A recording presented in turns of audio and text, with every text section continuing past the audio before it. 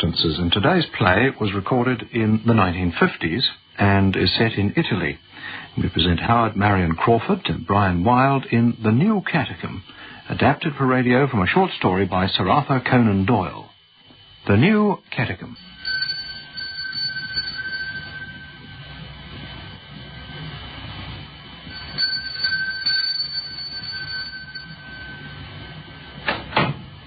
Ah, Benchley, sir, got my message. Come along in. Oh, thank you, Kennedy.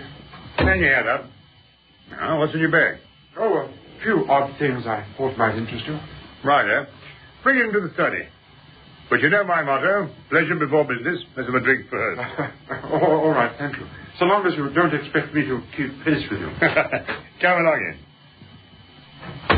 Now. Oh, warm tonight, isn't it? Well, it's soft and pretty warm at this time of the year in Rome. I like it, anyway. Do you mind if I open a window? Oh, that's the idea. You open a window and I'll open a bottle. It's fair division of labour. Oh, come on, get broke. Have you seen the Continental edition of the Courier? No. Well, it's that I want to see you about. No, I'm afraid I've been working all day in my room. Oh. Well, we've got something to celebrate. Oh. Salute. Cheers. Cigarette? Yeah. Oh, no, of course you don't. Well, what do you mean we've got something to celebrate? Now, you listen to this, my lad. Where is it now? It's in the gossip. Here we are. I'm told the two young Englishmen in Rome are shedding new light on an old subject. Archaeology, it seems, isn't the exclusive province of old gentlemen with long beards and short sight. I like that bit. Now listen to this, then. Edmund Kennedy's recent daring reconstructions of the baths of Catacomb has excited admiration and controversy. I hear that savants are heading for Rome to see the wonderfully imaginative model he has made. The ingenuity he has displayed may well give fresh impetus to the science of antiquities. Another Englishman in Rome, Charles Benchley, is working on the theory that there are fresh discoveries to be made under the foundations of the eternal city. It is generally agreed that the ancient catacombs, the underground cemeteries in which the early Christians buried their dead, have long since yielded up their lost secrets. But Benchley, I hear, is stubbornly pursuing his idea that there are fresh underworlds to be conquered. So far, without result. Now, what do you think of that? I think it's pretty cheap stuff. It's quite inaccurate. It's full of feeble little cracks and cliches. I mean to say, the eternal city, new light on an old subject. Oh, this is smart aleck journalism. Oh, not that I'm belittling the work you've done, only... Only what? Well, I think that this sort of thing only cheapens our work. I wonder where the paper got hold of this stuff. I thought perhaps you might have inspired it. I? Good heavens, no. Oh, no, I assure you, Kennedy, I'd never dream of such a thing. No, I believe that our sort of work should be done almost by stealth until we are ready ourselves to publish results. Oh, I don't know. A little bit of publicity never did anyone any harm. Besides, it's expected nowadays. I'm a brilliant young man, Benchley, and my ingenuity and imagination have given fresh impetus to interest in archaeology. Well, damn it, man, why should film stars get all the limelight? Aren't we doing work of lasting value? By unraveling the past, we forecast the future. No, here's to publicity. Well, perhaps you're right. I expect I'm too diffident. Yes, of course you are. If you're not careful, you're going to develop into one of those old men with long beards and short sight who practically live at the British Museum. Well, certainly I sometimes wonder how long I shall stick it in Rome. Oh, to be in England now that October's there, huh? Yes, I suppose so. Well, that's not how I see it. I like Rome, I like my work, and I like my freedom. Do you honestly tell me you'd go back to the stuffy conventions of the suburbs? Well, there's a good deal to be said for the suburbs. There's a good deal too much said in the suburbs, if you ask me. Oh, what would the neighbors say if they saw you sitting at a table in, Streatham High Road drinking Chianti. Well, it would be a little unusual, wouldn't it? Exactly, but it isn't here. And the girls, my dear fellow. Oh, the girls.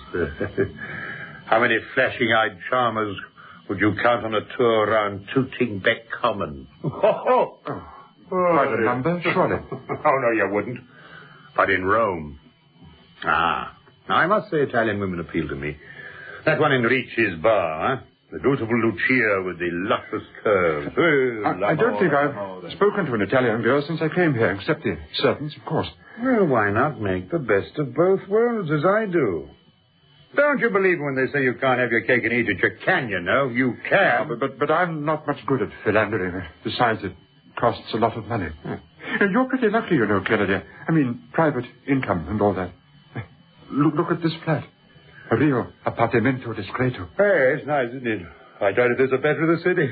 One could say that you had everything. Reputation, money, good looks. I'm afraid I envy you sometimes. Well, I'm not complaining. Well, really, I'm not complaining either, though. You'd laugh if you knew how many lira I spend per month on my camera per una persona. I say, don't think I ought to have any more. Go on, man. You're only a young one. Oh, well, thanks. Oh, thanks, that'll do. I say, Kennedy. Yeah? There's something I rather want to mention to you. Go right ahead. I had lunch today with Gregory. Oh, that ass. Well, he said something about you that I took pretty strong exception to. In fact, I got very angry with him. Oh, I wish I'd been there to see you angry. Oh, no, you'd be surprised. Well, go on. I know Gregory doesn't like me. Well, what did he say? Not that I give a damn. Oh, perhaps I'd better shut up. It's the wine. Well, he began to talk about that pretty English art student who didn't come back to Rome after the vacation. Which art student? Mary Sutherland. Oh, no, that's not her name. Sanderson, isn't it? What did Gregory say? He told me to ask you where she was. Then he went on to tell her, well, an unpleasant story about you. I must say I got damned annoyed with him, and I told him I didn't believe a word of it. That's very loyal of you, but I still don't know what he said. Hardly like to. Well, he said that you took Miss Sanderson for a holiday and then abandoned her. Said she went back to England broken-hearted because you refused to carry out your promise to marry her. He said there was a deal of scandal being talked of. He got it all wrong. Well, I told him I wouldn't believe it.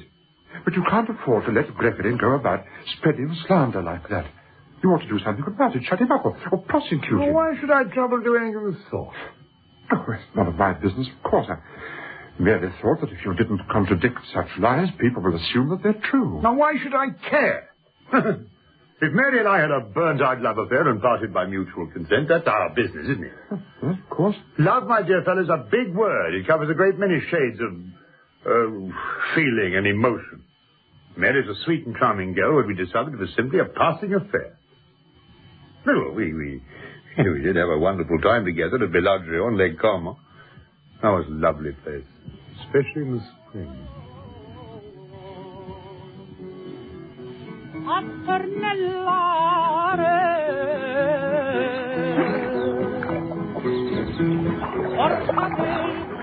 Teddy, I'm so glad we came here, aren't you?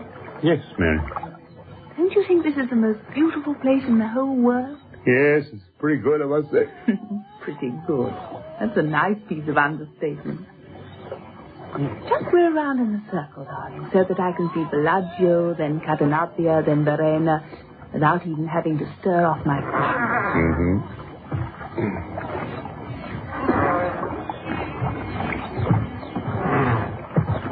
It's lovely. Lovely. I shall be quite heartbroken when we have to leave tomorrow. No, that's not quite true. Even perfection has to come to an end, eh?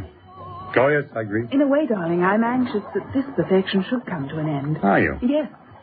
What you said to me when we first fell in love is quite true. You remember you called me a Puritan? So I did. You were quite right. That's what I am at heart, a conventionally minded Puritan. I've been happy here in a kind of way, but I shan't be really easy in my mind till we reach London and get married. Look, Mary, I want to talk to you about that. Oh, I know what you're going to say. A few perfunctory words spoken over our heads by the parson can't possibly change anything. I know that so. But I still want to have the words spoken over. Darling, certain complications have cropped up. Complications? Yes, I can't possibly go to London with you, I'm afraid. Not at present, anyhow. That was the arrangement, Teddy. Mother and Father expect us on Wednesday. Yes, I know. But I shall have to ask you to go on alone tomorrow from Milan while I go back to Rome. Well, of course, I'll join you later. But I don't want to turn up without you. I'll wait till you can come. What's happened? That letter I had on Friday, I didn't want to spoil our holiday by telling you, but it was from Professor Voss of Berlin. He's coming especially to see me in Rome next week. But you can put him off for a few weeks. Not a man of Voss's standing. It would seriously damage my career not to meet him. Your career? Doesn't it occur to you that you're damaging mine? Teddy, you can't possibly mean this. But they're getting ready at home. Yes, I said I'd carry out my promise later. You don't say that as though you had the slightest intention of doing it. I couldn't believe you'd treat me in this way. I can't believe it yet. Teddy, what do you mean? Now, don't start to get excited and make a scene. I'm only asking you to wait a little, and then I'll come to London and... Teddy, are you backing up? Mary, I wish you'd try to be sensible and listen to me Then the carefully. whispers in Rome were true. I see now that Richard Gregory was trying to warn What are me. you talking about? And I didn't have the slightest suspicion of you. I thought you were in love with me. Oh, of course I was. Was? Well, I think you must see for yourself that we aren't quite as keen on each other as we thought. How easy you must have found it. It never occurred to me to believe that you could say all those lovely things and not mean a word of them. Well, we were attracted to each other at You first. asked me to marry you and said you'd come home with me and meet my parents and have the wedding in London. Look, Mary, we might as well face Then it. you had a brilliant idea. On our way home, you said, why not let's have a week at the most wonderful and beautiful place in the world, the Bellagio. Well, you're perfectly agreeable. Perfectly agreeable. Is that all you can say? I really don't see the need for all this drama. Now we've had our holiday and we're not going to be married. Another conquest for Mr. Kennedy. I've already said I'll come as soon as I can get away. My work is very important. That's what I thought of my life and my future. Rather important to me. But they don't seem to mean anything to you. Well, of course they do. When you come back to Rome in September... I shall never come back to Rome. Never. And I hope I shall never see you again. Oh, say, look here, Mary. Put me ashore, please. I think you're behaving in the most extraordinary way. Put me ashore.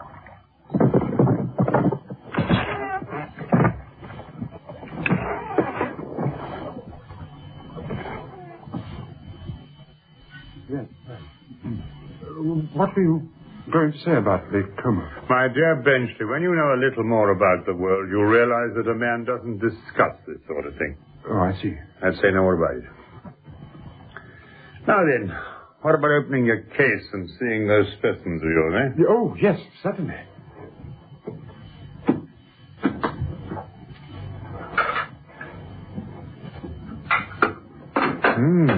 I say.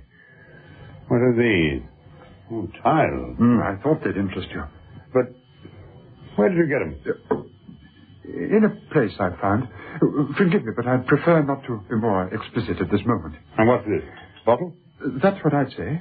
But it's cruder than anything I've ever seen. Oh, my view exactly. And the incisions on these inscriptions. I've never seen characters like them before. Surely they're very early and primitive. My dear chap, it's the most exciting place. Crude, primitive, yes. Those are the words. I don't believe that any eyes except mine have seen this place for many centuries. Is it true, then, that you've discovered a new catacomb? Yes. Are you sure that it isn't in Bosio's standard work? Positive. Well, this is going to put you on the map, Benchley. Perhaps. I don't know. That's not the aspect of the thing that interests me at the moment. But how did you come to light on it? Damn it, man, I thought that every catacomb in Rome had been catalogued 100 years ago. Is it just an odd, undiscovered gallery in one of these... It's a complete new catacomb. It's quite enormous in extent and incredibly complicated. I've known of its existence now for quite some months. I stumbled on the clue by accident when I was in the university library. Yes, go on. Well, there are treasures down there that no one but myself has ever seen. Marvelous amphorae, mostly perfect. There are some tremendously interesting murals that I haven't had time to inspect properly yet, and a perfectly wonderful chapel somewhere near the center of the whole warren. It's hopeless to try to describe the place. It must be seen to be credited. All right, let me see it. Oh, No, I'm sorry, Kennedy, but I can't quite bring myself to let anybody in on this one. Not quite yet. Then why did you mention it at all? Oh, it's silly of me. I know. I expect this excellent spumante of yours is responsible. But damn it all, old boy, you can surely trust me. I'd be the last man on earth to blab about it to anyone. Well, you know my ideas. Say nothing to anyone until you're sure of your conclusions. But from what I gather, it would take one man years to explore and catalogue the place. Oh, years, yes. Oh, that's right, years. In fact, it couldn't be done by one man, never. There's miles of it. Miles. Well, whereabouts is it? It's near the Great Aqueduct. Sounds like a discovery of the first importance. These inscriptions alone will make a sensation. Benchley, you're a lucky devil. Well, not exactly lucky. I've worked on the thing rather hard for some time. I must tell you how I lighted on the entrance. It's quite a detective story. Mm-hmm. Well, tell me. No, it'd take too long. Not tonight. Oh, it's too bad, rousing my curiosity like this. If I'd been lucky enough to be the discoverer, I'd have taken you into my confidence. You really? Of course. Well, I don't want you to think I distrust you. Well, then, just let me take one look at it. Oh, really, Kennedy, you're awfully persuasive. Look, come on. I tell you what. I'll let you blindfold me as soon as we get near the place. Would you? Certainly. And you can do the same after we leave. Now, is that fair enough? I don't know. Well, perhaps I wouldn't mind showing you the catacomb under those conditions. No, it sounds childish. Good, fine. Well, what are we waiting for? Let's go. You mean tonight? Well, of course, why not? Oh, but I haven't come prepared. What do you need? Nothing really except a good torch. Look in that drawer over there. I got a flashlight there that throws a terrific beam. Oh, yes. Oh, the very thing for the job. Well, you don't seem to have an excuse left. No, I don't, do I? Though I must say, I hadn't intended to. Oh, well, all right, then. Actually, I'm quite keen myself. I haven't been down for a couple of days. How do we go, taxi? No, I think not. If you don't mind, I'd rather walk. I've been inside all day and a little fresh air. Fine. Walk suits me. Let's move then. Oh, it seems an awful time of night to go, but... Oh, well, all right.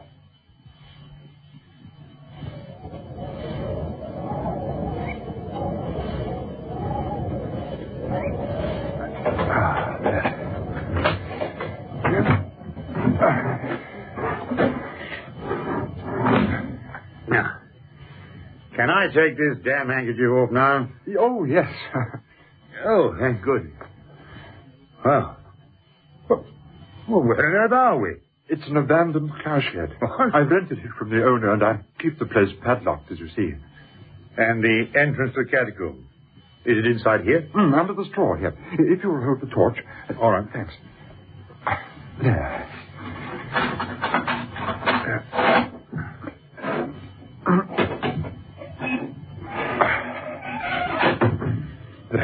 So this is the entrance? There are 20 steps down, but wait a minute first. I've got to put my harness on. Oh. So that's what all this roller towel arrangement, all the stout string on it is, eh? Well, you see, as the catacomb is still largely unexplored, and as it's a perfect rabbit warren, I take this precaution. You tie the string around my waist, you see, like this. Yes. And no matter where I wander to, I can be sure of getting back. That's ingenious. Well, I had some pretty narrow escapes at first until I got some hang of the layout. There's an incredible number of passages which divide and subdivide in a most bewildering way. How do you find your way at all if it's so complicated? Oh, well, there's a certain system to it, of course. And I've made a few marks of my own here and there to guide me. Yeah. I'm pretty expert in getting around nowadays, but if a stranger blundered down here, I wouldn't give a button for his chances. Oh, well, I'm ready. Now, give me the torch, will you? Yeah. Okay. Let's go down.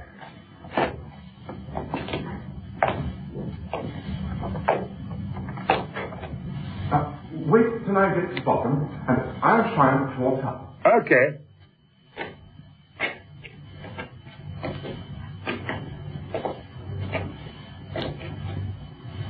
Righto, come on.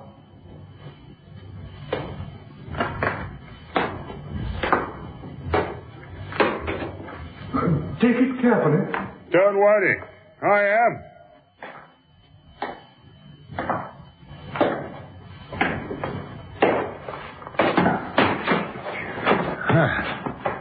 Yes, I see what you mean.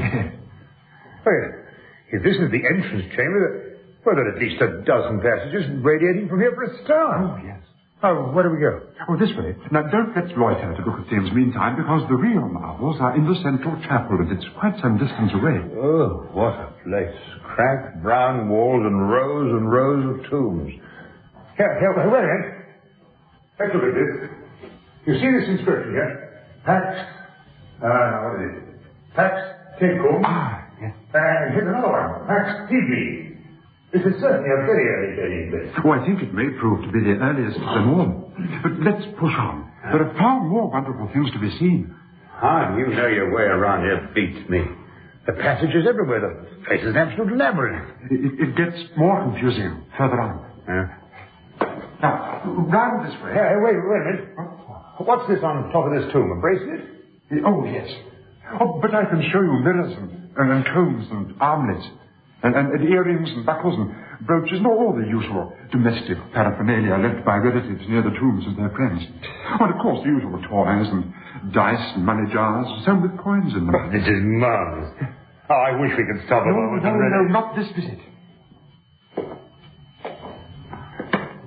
Now, wait a moment. Yes, we turn left here. It's funny, but this little bit always baffles me for a moment. This discovery will absolutely make your name, man. Yes, perhaps. Now, come on. Oh, wait a minute. Is this a wall painting? Yes. Oh, but it's nothing compared with what I show you. Now, keep pressing on, Kennedy, please. Now, all this is small stuff so far. There's rather a fine tomb over there. Yeah. We'll have a closer look on the way back. Yes. This is far more wonderful than Sant'Agnese. Oh, undoubtedly. To the right, yeah? Huh? Don't loiter, please, Kennedy. Yes, I've done it all, man. It's so tempting. Hey, wait a minute, I'll lose you. Hey, wait. Oh, this is utterly bewildering. Now, down this little slope now. Now, steady. Right. Yes, over here. Well, the battery in your torch is a good one. Yes, it's new, thank goodness. We've been to spot if it went out. Oh, there's always the string. How far are we going? Seems to have come quite a long way already. Well, I've never measured the distance, but it's a goodish way before you reach the centre. I've never yet discovered the limits of the place. Now, don't talk to me for a minute. This is the most difficult place of all. Yes, this way. It's not so far now.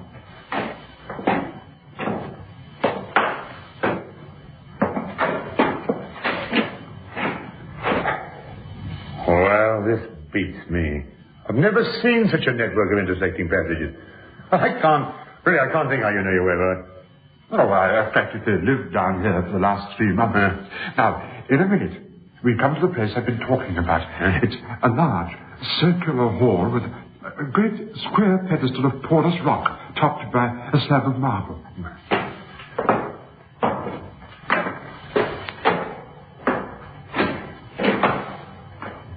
Here we are. Look.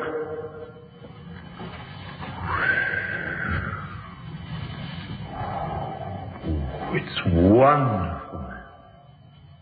Oh, wonderful. Why, that's a Christian art. That's what I think. It might easily be the first one of its kind in existence. I hope it may be. Look, shine your torch on this end of the marble lobby. There? Yes. Right. Look. Here is the little consecration cross cutting the corner. This circular hall was used as a church. It may be one of the very first to exist. Precisely. Now, look at some of the bodies buried in the niches of the wall. Huh? Go on, look at them. They'll surprise you.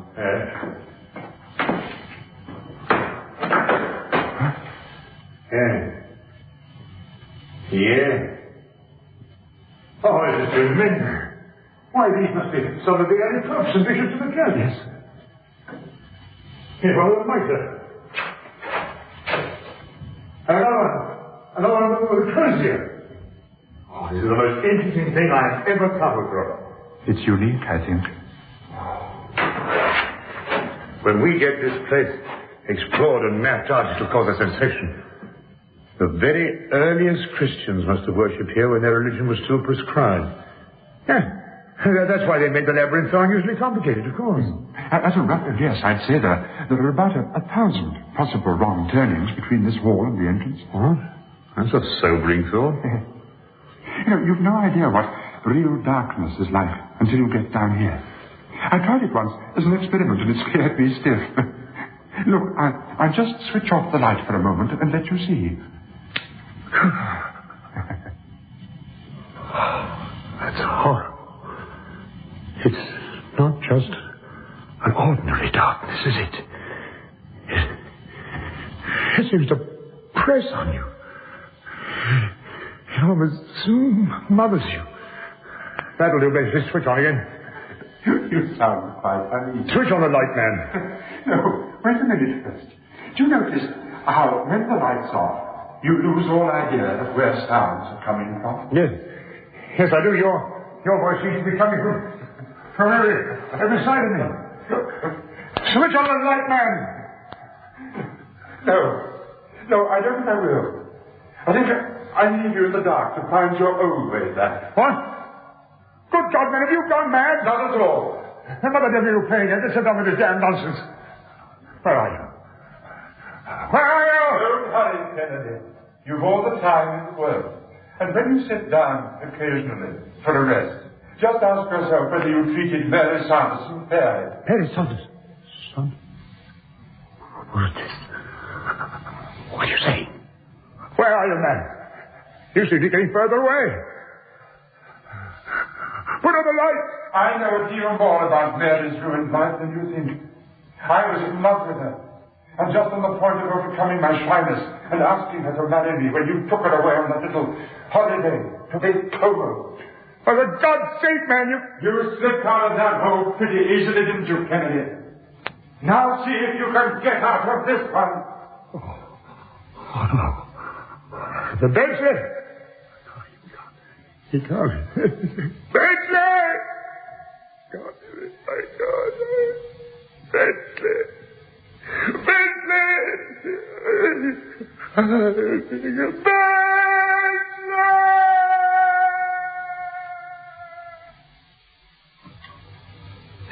In The New Catacomb by Sir Arthur Conan Doyle, adapted for radio by R.J.B. Seller, Kennedy was played by Howard Marion Crawford, Benchley by Brian Wilde, and Mary by Pauline Yates.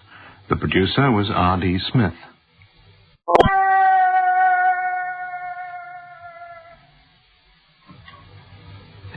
In The New Catacomb by Sir Arthur Conan Doyle, adapted for radio by R.J.B. Seller, Kennedy was played by Howard Marion Crawford, Benchley by Brian Wilde, and Mary by Pauline Yates. The producer was R.D. Smith. This video was uploaded to the channel, Thinking Out Loud. Please like, comment and subscribe to the Thinking Out Loud channel. Thank you.